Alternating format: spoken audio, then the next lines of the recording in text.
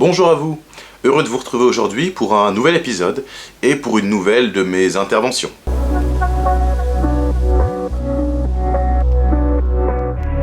Dans le dernier épisode de Balance ton poste, donc sur C8, consacré à l'Ukraine, Rokhaya Diallo a réussi un exploit. Eh oui, un exploit, mes chers amis, un exploit. Celui de nous faire une démonstration du pire de la gauche woke.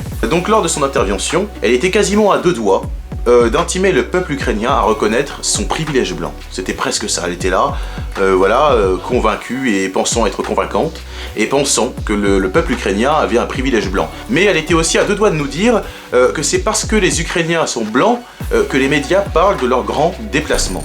En 2015, quand les Syriens sont partis de Syrie dans les mêmes conditions, 68% des Français étaient opposés à leur accueil. Je pense qu'il y a dans cela ce qu'on appelle le privilège blanc. Je pense qu'il faut que des corps blancs expérimentent la douleur de l'immigration pour qu'enfin on éprouve de la compassion et de l'empathie. Voilà, c'est parce qu'ils sont blancs qu'on en parle, etc. etc. Ce sont des propos que nous devons combattre avec vigueur et une mise en récit écœurante. Voilà, que nous devons combattre par contre avec force et sans jamais en détourner le regard. C'est important de combattre cela, je le crois profondément.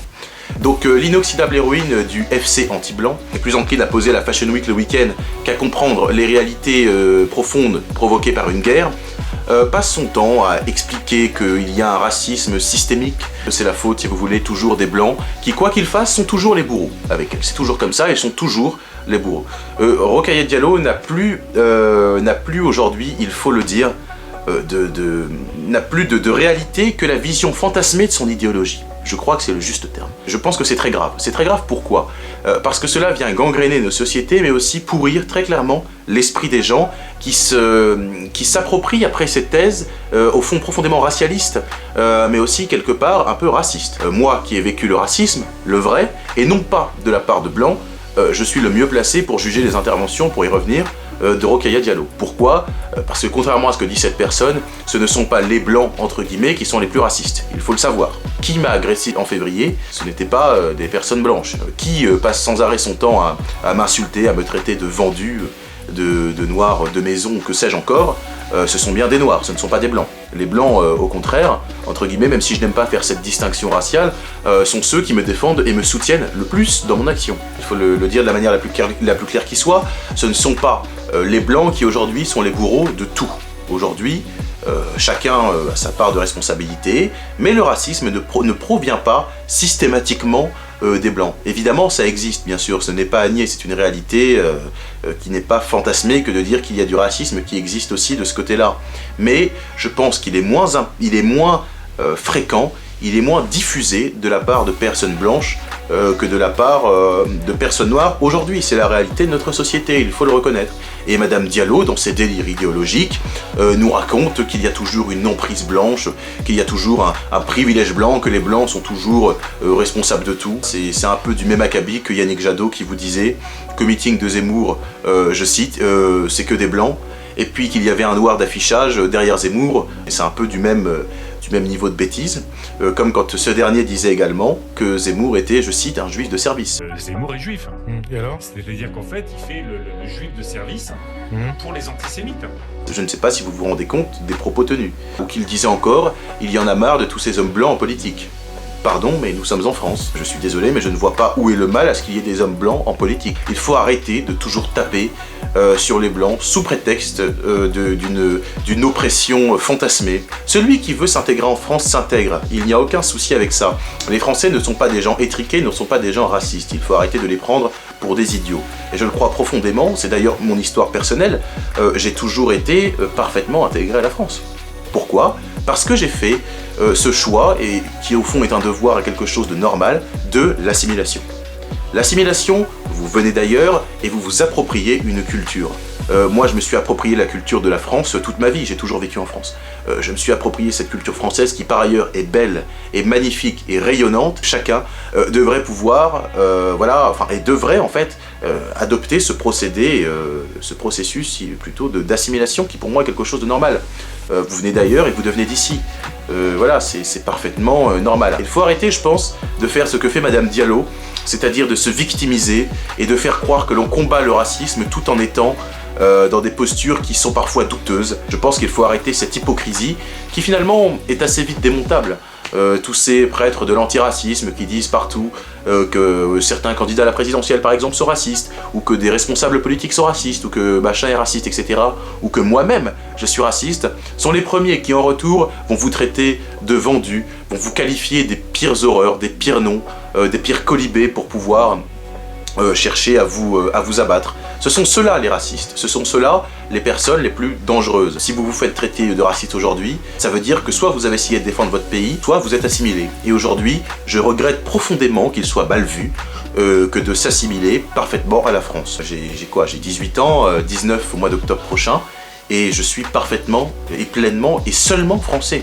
C'est pour ça que je ne comprends pas aussi ce FC noir, si je puis dire, que Madame Diallo défend dans ses interventions sans cesse. Elle en est presque le porte-parole. Je ne le comprends pas pourquoi. D'une part, parce que selon moi, il n'existe pas plusieurs communautés, mais bien une seule. La communauté nationale à laquelle nous appartenons tous et dans laquelle nous devons tous trouver notre place et nous reconnaître. Ce FC noir est celui qui, à titre personnel, m'attaque le plus souvent. M'attaque en me traitant de vendu, en me traitant aussi d'esclave aux blancs. Esclave aux blancs, qu'est-ce que ça veut dire? Ça veut dire qu'aujourd'hui, vous n'avez pas le droit d'avoir d'amis blancs, vous ne pouvez pas travailler avec des personnes de couleur de peau blanche parce que vous êtes noir, sinon vous devenez un esclave aux yeux des noirs. C'est ridicule, enfin. C'est complètement absurde, pardonnez-moi. C'est pour ça que je ne comprends pas cette sorte de FC, cette sorte de camp, comme ils se disent. Moi, je lis tout le temps vous savez, les commentaires qui se mettent sous mes publications, etc. On me dit souvent, mais Tanguy, franchement, tu as été manipulé. Tanguy, ils se servent de toi. Tanguy, tu dois te rendre compte quand même qu'au quotidien tu es méprisé. Tanguy, tu es oppressé, mais je ne suis pas oppressé par personne. Je pense aujourd'hui qu'il faut arrêter avec toutes ces leçons d'antiracisme que ces belles personnes, en tout cas de façade, veulent nous donner, et qu'il faut revenir à la réalité. Je tiens aussi à soulever une question qui me paraît tout de même essentielle. Lorsque on me parle d'adoption, certains me parlent d'adoption, voilà, chacun parle de ce qu'il veut, et me disent que par exemple, je souffrerais de problèmes identitaires liés à mon histoire personnelle. Je dois dire que lorsque j'entends cela, je rigole beaucoup. Je rigole beaucoup, pourquoi? Parce qu'encore une fois d'abord, ces attaques viennent du FC noir, si je puis dire, hein, c'est une façon de parler, puisqu'ils se définissent comme une communauté, viennent du FC noir qui pense que comme j'ai des parents qui sont blancs, cela a créé chez moi un traumatisme, un trouble quelconque. Je combattrai toujours ces propos, ces prises de position qui sont parfaitement scandaleuses et même honteuses. Ce n'est pas parce que j'ai des parents blancs que je suis fou, hein. Voilà, il faut arrêter avec ça. On peut très bien être noir et être français. Il faut arrêter avec ces cases dans lesquelles les noirs essaient de me placer tout le temps à me dire « Mais Tanguy, franchement, tu as des parents blancs, est-ce que tu en as pas souffert, quoi ?» Non, ce qui compte, c'est l'amour de ses deux parents. Voilà, de son père et de sa mère, je veux dire. C'est ce qui compte, c'est l'amour de ses deux parents. Ce qui compte, c'est d'avoir été éduqué avec des valeurs que l'on pourra transmettre ensuite à sa descendance, des valeurs profondément françaises, des valeurs de respect, des valeurs voilà, qui sont profondes, qui sont fortes et qui sont passionnément françaises. Je tiens aussi à m'adresser à tous ceux qui suivent et écoutent Rokhaya Diallo, ce qui me paraît assez étonnant de suivre une personne comme ça. Qu'a fait Rokhaya Diallo aujourd'hui pour lutter contre le racisme? Qu'est-ce qu'elle a fait, cette femme, aujourd'hui, pour lutter contre le racisme? Est-ce que quelqu'un peut me le dire très clairement? Qu'a-t-elle changé à votre quotidien, cette Rokhaya Diallo, à part faire des déclarations alambiquées à la télévision, dans lesquelles elle vous raconte voilà, sa lutte incroyable pour repousser les Blancs, comme si les Blancs n'étaient pas chez eux? Je pense qu'il faut à un moment donné se poser les bonnes questions et cesser d'être dans cette psychose qui ne dupe personne. Personne n'est dupe et qu'il faut arrêter avec tout cela. Voilà. Nous sommes tous ici chez nous en France, en tout cas pour ceux qui veulent s'assimiler. Si vous venez en France, vous vous assimilez à la culture française, à la langue française aussi, aux traditions françaises et aux façons de savoir-vivre français. Vous venez pas en disant « oui mais moi je viens pour gratter, oui mais moi je suis noir », alors je viens pour lutter contre les Blancs. Si vous venez pour faire ça, vous n'avez pas votre place en France, je vous le dis très clairement. J'ai parfaitement ma place en France. Pourquoi? Je m'assimile, je suis assimilé depuis toujours. Je respecte les lois de la République. C'est-à-dire que je ne porte pas de signes religieux ostentatoires, c'est-à-dire que je ne casse pas, je ne viole pas la loi, je ne bafoue pas les règles. Je respecte les gens, j'ai un profond respect pour toutes les personnes que je croise dans ma journée. Et enfin, je ne me place pas dans une communauté et dans une secte, il faut le dire. Moi, je me place dans la communauté nationale, les Français. Pour revenir dessus, les déclarations alambiquées, fantasmées de Rokhaya Diallo ne surprennent plus personne.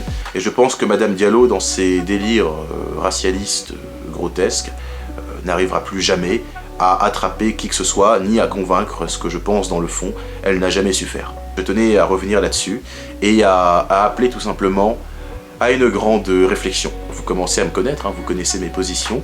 J'ai subi le vrai racisme seulement ces derniers mois là, hein, quand j'ai commencé à m'engager dans la politique. Seulement ces derniers mois, j'ai subi le racisme de la part de Noirs, ce que je ne manquerai jamais de préciser, même si ça en dérange beaucoup. Le racisme, je sais ce que c'est. Et il ne vient pas de blanc, ça je peux vous l'assurer. Il faut à un moment donné revenir à la raison et à la réalité. Donc je pense qu'il faut maintenant chacun faire son cas de conscience, et notamment Madame Diallo, que j'invite tout simplement à sonder son cœur et à sonder son âme, et à retrouver le chemin de la vérité, de la raison, et à la prochaine fois qu'elle fera une intervention, vérifier avant la véracité de ses propos.